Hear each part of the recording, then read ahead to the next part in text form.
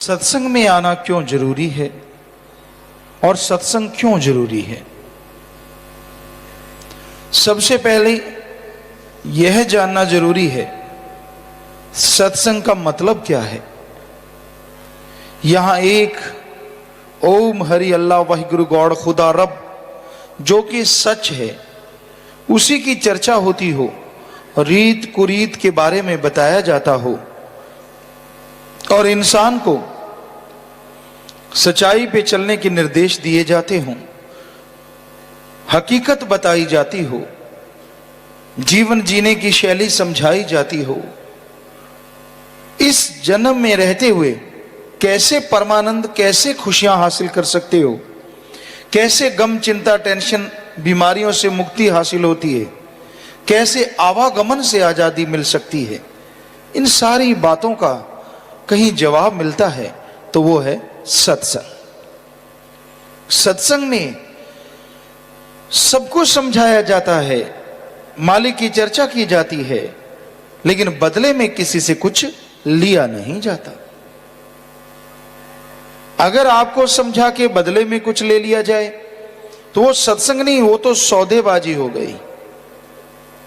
सत्संग वही है यहां एक मालिक की चर्चा हो और कोई पैसा, कोई चढ़ावा, किसी भी तरह की कोई गर्ज ना हो। तो सत्संग में जो जीव चल के आते हैं वही समझ पाते हैं असलियत क्या है और अमल किस पे करना है। तो सत्संग ऐसा संग है यहां पे आत्मा पे मालिक का रंग चढ़ता है। सत्संग के बिना परमार्थ की चाह नहीं उठती। इस दुनिया में अरबों लोग हैं, खरबों लोग हैं, सृष्टि में आत्माएं हैं, लेकिन भाग्यशाली वही बनती हैं जो सत्संग में चल के आती हैं। पता नहीं यहां से कितनी बस, मोटरें, गाड़ियां इस रोड से गुजरती हैं, उसमें सवार कितने लोग यहां से गुजर जाते हैं और कोई देश से ही नहीं विदेशों से आके भी लाभ उठा जाता है और किसी आसपास वाले के कान पे जूं नहीं सरकती। यह है कर्म, यह है खुद मुख्तियारी का फायदा या नुकसान। जो चल के आ गए वो भाग्य जरूर बनाएंगे, क्योंकि धर्मों में लिखा है जिस पे भगवान की कृपा होती है और खुद मुख्तियारी का फायदा उठाता है वही सत्संग में चल के आता है। तो आप लोग जो भी सत्संग में चल के आए हैं, भावना चाहे कोई भी है, लेकिन अगर पवित्र भावना लेके आए हो, ज्ञान हासिल करने आए हो, खुले दिमाग से आके सजे हो, बैठे हो, तो यकीनन परमानंद की प्राप्ति भी कर पाओगे। अगर गलत भावना है, पता नहीं यहां कैसे कैसे लोग किस तरह से आते हैं, तो उस भावना का आपको फल नहीं मिलने वाला। आप बुरी सोच लेके आए हो, कोई जेब काटने, पता नहीं किस तरह के लोग यहां पे आते हैं, वो तो मालिक जानता है। तो ये नहीं है कि उन्हें उसमें कोई तरक्की या खुशियां या अंदर से आत्मिक शांति मिलेगी। आत्मिक शांति तो उससे ही मिलेगी जो परमार्थ की चाह लेके बैठे हैं कि हाँ भाई, हमने सुनना है हमें जीवन में क्या करना चाहिए, जिंदगी में क्या करना चाहिए, क्या नहीं करना चाहिए, किन बातों पे ध्यान देना चाहिए और किन को छोड़ना चाहिए। तो जो सुनते हैं पता तो उन्हीं को चलेगा और सुनेंगे वही जो सत्संग में आके बैठेंगे। सत्संग में आएंगे नहीं तो सुनेंगे कैसे, सुनेंगे नहीं तो अमल कैसे करेंगे। जमींदारों में एक कहावत है, खरबूजे को देख के खरबूजा रंग पकड़ता है। जैसा संग करते हो वैसा रंग लाजमी चढ़ता है।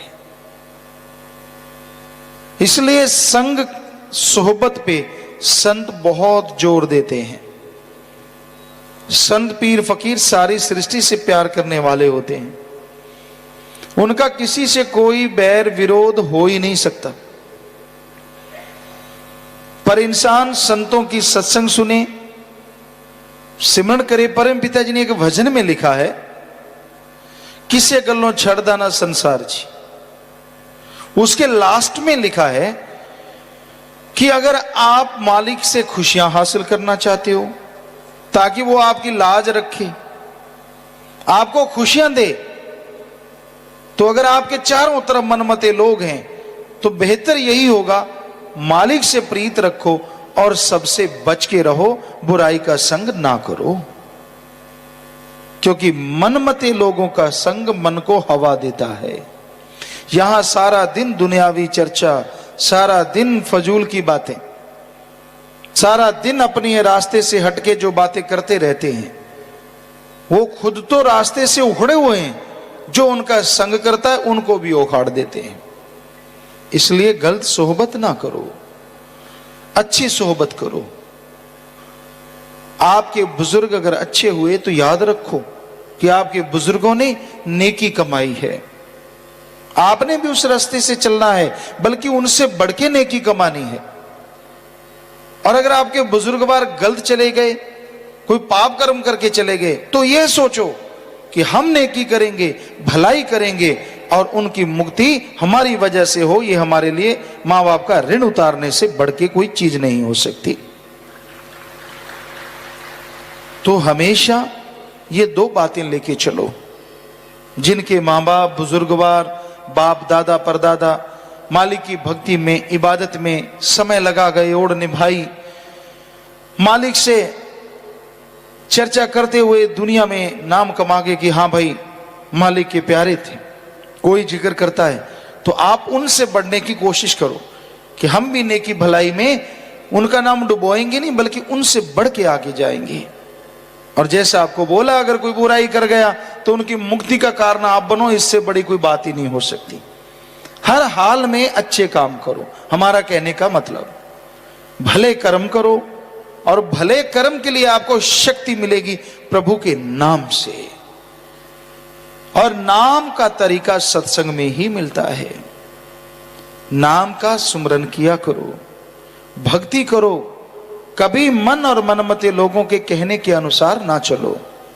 मन लुटिया डुबो देता है, मन गुमराह कर देता है, मन बर्बाद कर देता है।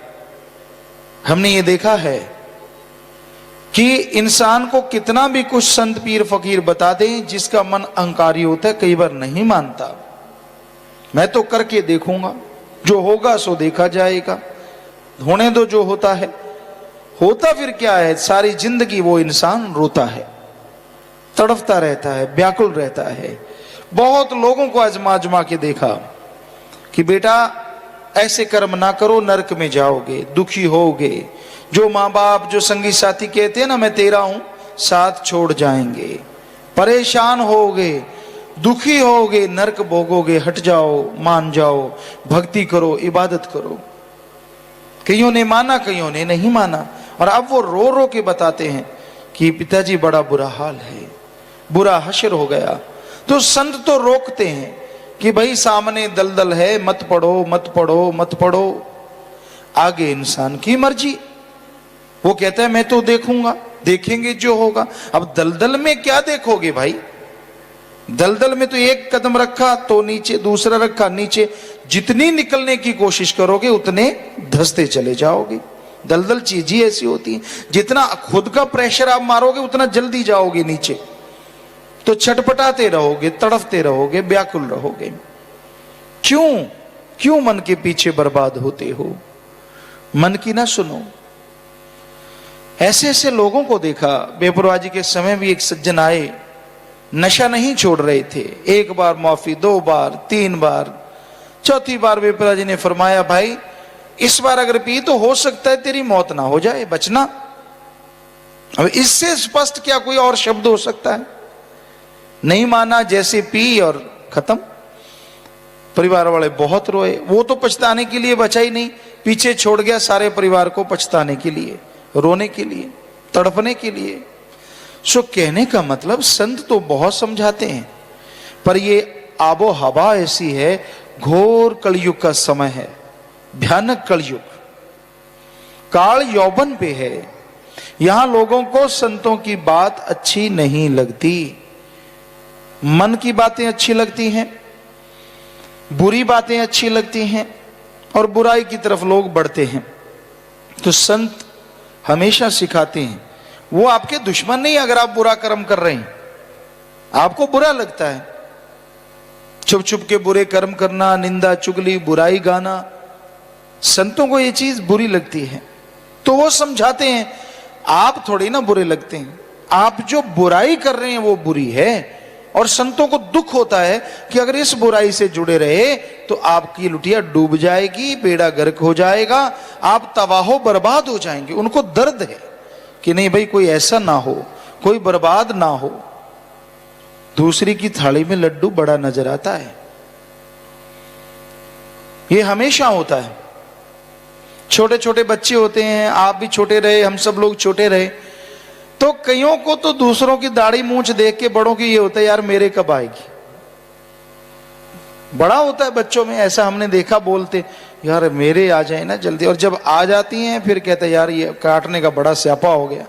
या कई बैठे हैं सुबह सुबह लग जाते हैं झाग सी बना के दे तेरे की।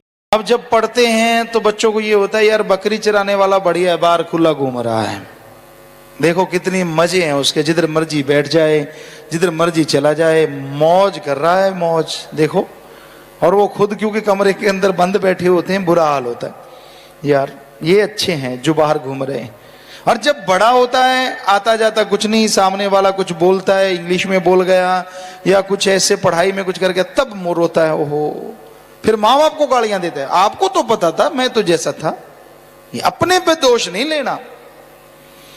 तो संत बहुत समझाते हैं, ये बकरी चराने वाला गडरिया काल है, बचो काम वासना क्रोध लोभ मोह अहंकार से। पर ना जी, राम नाम के दायरे में तो ले यहां बैठे फंसे, वो देखो मजे ले रहा है, वो देखो कैसे कपड़े, वो देखो कैसा है, वो देखो क्या पहन रखा है, इत्यादि इत्यादि। ये नहीं पता कि इस पहनने में बड़ा मोल चुकाना पड़ता है। इंसान का मन है बस बहक जाता है, फिर बहकता ही चला जाता है, क्योंकि उसको रोकने का तरीका तो एकमात्र सुमरण है, भक्ति है, इबादत है। वो तो करनी नहीं, इधर उधर की बातें छोड़ते रहना है। सुना तेरा क्या हाल है, कैसा रहा, कैसा लग रहा है, अरे तेरे को क्या, तू अपना सुमरण कर ले, भक्ति कर ले, मालिक तुझे खुशियां बख्श देगा। पर ना जी, अंदर बस एक बच्चा जो बन जाता है ना, तो आदमी को तंग करता रहता है। और कहते हैं ना, एक पंजाबी में कहावत है, बापू बापू कहंदे सी बड़े सुखाले रहंदे सी, जद बापू अखवाया बड़ा ही दुख पाया। वो जब तक बच्चे होते हैं तो ऐसा लगता है यार बड़े कब हुए, सारे रोब मारते रहते हैं। और जब बड़ा हो जाए तो जब बच्चे हो जाए मामले पड़ जाते हैं, फिर ये कर वो कर, आंख पे हाथ मारने का भी टाइम नहीं रहता कि धो लें सुबह सुबह, सारा सामान वैसे लेके घूमते रहते हैं। क्योंकि चक्कर तो ये पड़ा होता है, खिलाएंगे क्या, खिलाएंगे क्या, कहाँ से लाएं, क्या पहनाएंगे, क्या खिलाएंगे, तो मामले पड़ जाते हैं। तब पता चलता है नहीं यार वो टाइम तो वही था, कोई फिक्र ही नहीं था। तो जब तक अपने माँ बाप की छत्र छाया में बच्चा होता है, उससे संतुष्टि नहीं होती, यही होता है कि मैं बड़ा बनूं, मेरे हाथ में ये हो। और जब खुद के हाथ में आता है कहते हैं यार कहाँ पंगा ले लिया, पहले बढ़िया था, कोई टेंशन नहीं, कोई चिंता नहीं, खा लिया पी लिया सो लिए बस। तो ये मन जालिम है, आदमी को बहकाता रहता है, भरमाता रहता है, नए नए सब्ज बाग दिखाता रहता है। तो सत्संग में समझाया जाता है कि भाई संतुष्टि पैदा करो, संतोष धन, और वो आएगा राम नाम से, प्रभु की भक्ति से। संतुष्टि होती है कि आपका जो रास्ता है अगर अच्छा नेक है उस पर चलते जाओ, आपके पास जो साजो सामान है उससे खुशियां हासिल करो, दुनिया का भला करो। और जो आपके पास सामान नहीं है उसके लिए कड़ा परिश्रम करो, मेहनत करो, ना कि टेंशन या चिंता करो। तो संत जीवों को समझाते रहते हैं, संत शिक्षा देते रहते हैं। आगे जीव की मर्जी, माने ना माने वो उसकी मर्जी है। कई बार मन इतना ढीठ हो जाता है कईयों का कि वो मानने नहीं देता कि मैं सही हूं, बस जो मर्जी ज्ञान दे दो। चिकना घड़ा, चिकना घड़ा उसे कहते हैं जो जिसके ऊपर कोई असर ही ना हो। आप किसी घड़े पे घी लगा दो, तेल लगा दो, पानी डालते रहो, एक बूंद नहीं जाती। और जिसपे नहीं होता उसमें सारी कच्चा घड़ा होता है, सब काफी पानी उसमें समा जाता है। तो कहने का मतलब, जब संत पीर फकीर ज्ञान करते हैं, कईयों का मन चिकना घड़ा बन जाता है, पढ़ के कड़ना। वो अपने आप को समझते हैं हम रूहानियत को बहुत जानते हैं, बड़ी सत्संगें सुन ली, बड़ा ज्ञान है जी, हमें सब पता है, ऐसा ही होता है, ऐसा ही चलता है, इत्यादि इत्यादि बातें कर करके परमपिता ने एक भजन में लिखा, जीव का बेड़ा करते गर्क, और ऐसा करने से जीव को भोगनी पड़ती नरक। फिर यहां भी नरक और आगे भी नरक। मालिक से उसकी औलाद को दूर करना, भक्ति करने वाले को हटाना, इससे बड़ा पाप आत्मघाती महापापी हो सकता है, लेकिन उसके बराबर का ये पाप है, क्योंकि आप भी आत्मा का घात करते हैं। आप किसी राह चलते हुए को, मालिक की भक्ति इबादत करने वाले को अगर हटाते हैं, हालांकि गलती उसकी भी है कि वो मनमते की बात में क्यों आया, पर आप अगर ये जोर लगाते रहते हैं कि ये उखड़ जाए, हट जाए, तो आप पे लाखों करोड़ों बार लानत है। किसी को भक्ति में लगाना सैकड़ों गौ पुण्य करने से बढ़ के लाभ है, और भक्ति करने वाले को हटाना ये अपने आप का घात करने से बढ़ के पाप है। इसलिए आपका फर्ज है भक्ति इबादत करने वालों को उस रास्ते पे चलने के लिए हिम्मत देना कि शाबाश भाई, शाबाश, हिम्मत करो, मालिक के रास्ते पे चलो, भगवान के रास्ते पे चलो। जो सुन के अमल कर ले, मान ले, समझो आपने बहुत खुशियां हासिल कर ली, गिरे हुए को उठाने के बराबर। तो ये फर्ज है आपका कि कभी किसी को गलत रास्ते पे चलते हुए खुश ना हो। अपने आप को सुधार सकते हो तो शाबाश, राम नाम के द्वारा, भक्ति इबादत के द्वारा, सत्संग के ज्ञान के द्वारा, नहीं तो किसी को बिगाड़ो ना, वरना ऐसी मार पड़ेगी, ऐसी मार पड़ेगी, कुरलाते रहोगे और खुशियां नहीं मिलेंगी। संत तो कर्मों का फल बताते हैं कि ऐसा कर्म करोगे तो ऐसा होगा, किसी को बद्दुआ या शराफ नहीं देते। तो भाई संतों के वचनों पे अमल करो। सत्संग में संत सबका भला मांगते हैं। सत्संग में ये नहीं देखा जाता कि ज्ञानवान आया है या अज्ञानी, धर्मात्मा आया है या पापात्मा। सत्संग में तो राम की, ओम की, अल्लाह वाहिगुरु गॉड की चर्चा की जाती है, उसका ज्ञान दिया जाता है। आगे जीव के कर्म, उस ज्ञान को सुन के अमल करता है या सुन के छोड़ देता है। अगर उस ज्ञान को सुन के अमल कर ले तो जन्मों जन्मों के पाप कट जाते हैं, आवागमन से मुक्ति मिलती है, जीते जी परमानंद की प्राप्ति हो सकती है। और अमल नहीं करता तो कर्मों का फल भोगता है, दुखी होता, परेशान होता रहता है। तो भाई सत्संग में आते हो, सुना करो, सुनते हो, अमल किया करो, फिर फल ना मिले तो कह देना फकीर झूठ कह रहा है, लानत भेजना। पर ऐसा कभी ना हुआ और ना कभी होगा, क्योंकि जो सुन के अमल करते हैं उन्हें ना अंदर कमी रहती है और ना बाहर कमी रहती है, अंदर बाहर से माला माल हो जाते हैं। पर अगर कोई सुन के अमल ना करे तो गुरु पीर फकीर क्या करे, गुरु विचारा क्या करे, जा सिखण में चूक। टीचर लेक्चरर तो पढ़ाते हैं, गेमों में कोच ट्रेनिंग देते हैं, प्रैक्टिस करवाते हैं। अब अगर कोई प्लेयर फॉलो ही ना करे, खुराक ही ना खाए, प्रैक्टिस ना करे, तो अगर वो रह जाता है तो कोच को लानत देना गलत है। खुद उसके अनुसार चला नहीं, इसलिए वो आगे नहीं जा पाया। तो संतों के वचन सुनो, अमल करो तो बेड़ा पार है। सत्संग में जन्मों जन्मों के पाप कर्म कटते हैं, आवागमन से मुक्ति मिलती है, परमानंद मिलता है, बिगड़े काम बनते हैं, बीमारियां कट जाती हैं। कोई भी टेंशन, कोई भी परेशानी, कोई भी प्रॉब्लम है, उसका सॉल्यूशन जरूर मिलता है। ये कैसे संभव है, कैसे होता है ये? अगर आप बुद्धिजीवी हैं, विज्ञान को मानते, पढ़े लिखे ज्यादा हैं, धर्म को नहीं मानते, तो हम आपको वैज्ञानिक तरीके से समझाते हैं, क्योंकि धर्म महाविज्ञान है। विज्ञान में, साइंस में यह माना जाता है कि इंसान अपने दिमाग का 10 से 15% ही यूज करता है, प्रयोग करता है, यूज में लाता है, उपयोग में लाता है। बाकी 85-90% दिमाग बेचारा जैसा आता है वैसे ही वापस चला जाता है, इससे काम नहीं लेता। ये साइंस का मानना है। 10 से 15% होता क्या है, जैसे आप सुमरन करते हैं तो आपका विल पावर बढ़ता है, आत्मविश्वास।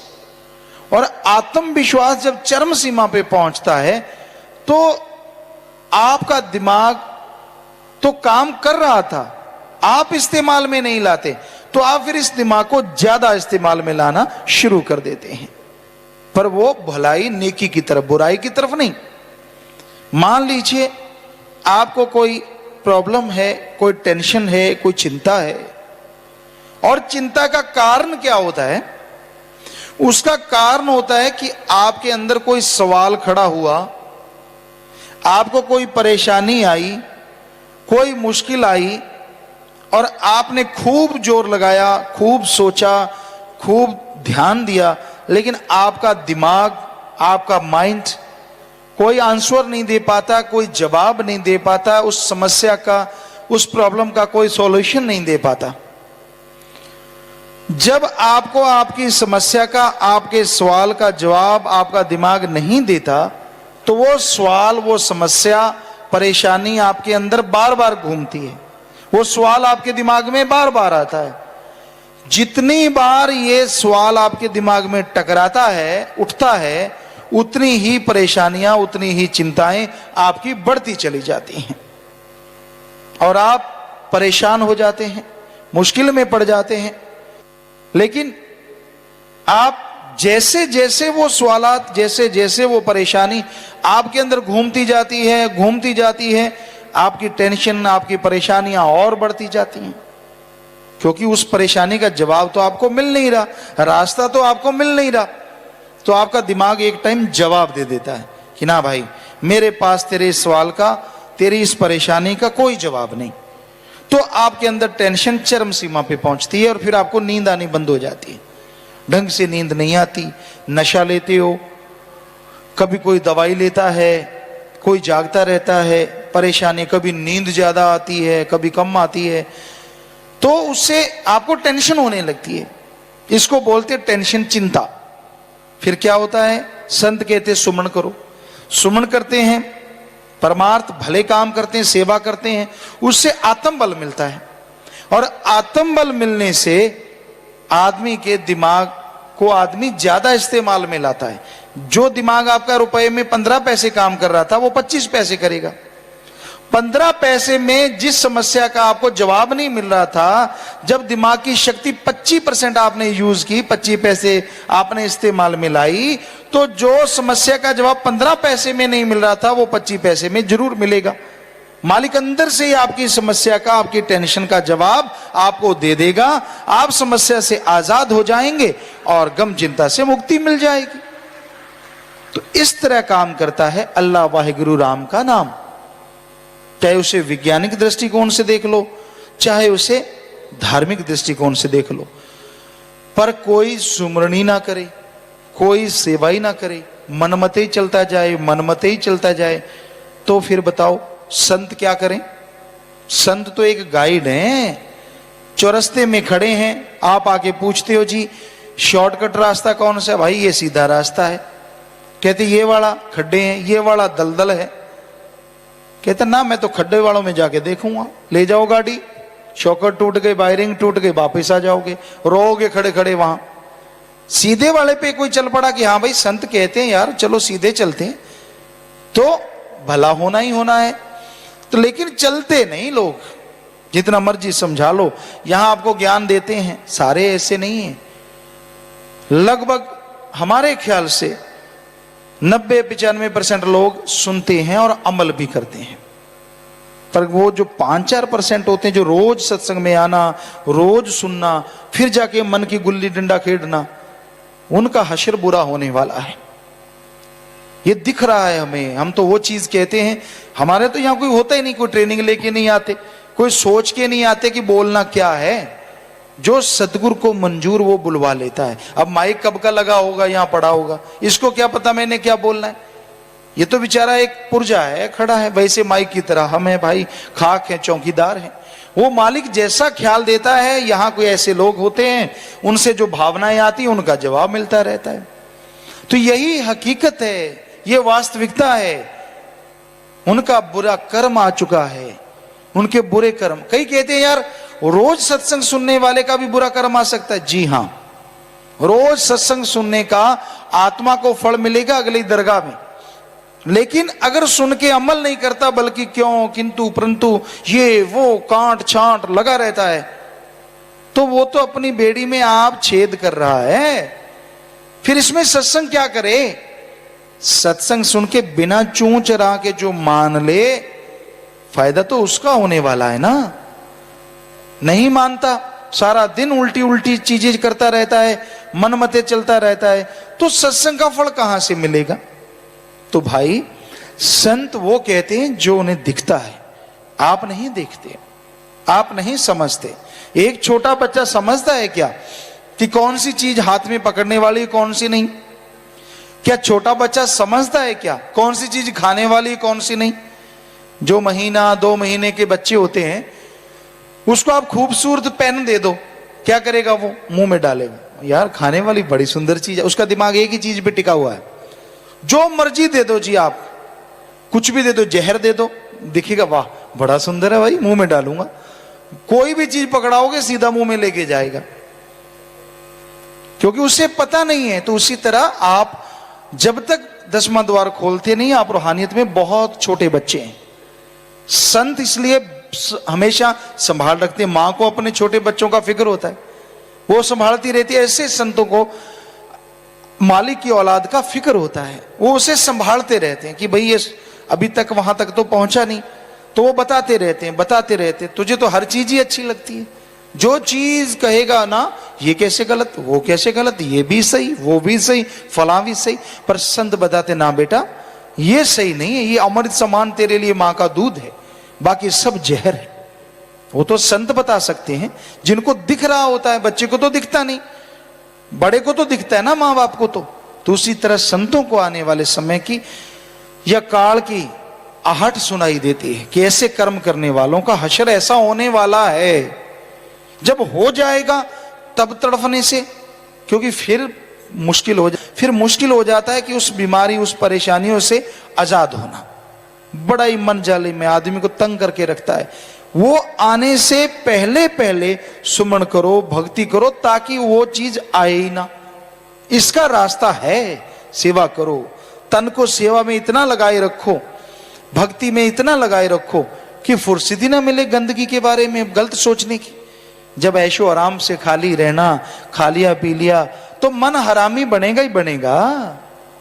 या तो आप गृहस्थी हैं, काम धंधे में मशगूल हो जाओ, सुमन करो जितना कर पाते हो, सारा दिन मेहनत करो, खाली ना बैठो। खाली मन शैतान का चरखा।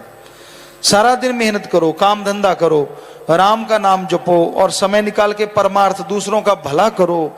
बाल बच्चों के लिए थोड़ा सा समय जरूर दो, और शाम को फिर सुमन करो, भक्ति करो, ताकि शरीर सही रहे, क्योंकि शरीर की जरूरतें हैं। अगर खाली रखोगे तो मन आपको काम वासना की तरफ ले जा सकता है, आप कामी कीड़े बन जाएंगे। सारा दिन उल्टी उल्टी हरकतें, ये कर लूं, वो कर लूं, फला कर लूं, ये डंग वो डंग, तो तरह तरह की बातें आती रहेंगी।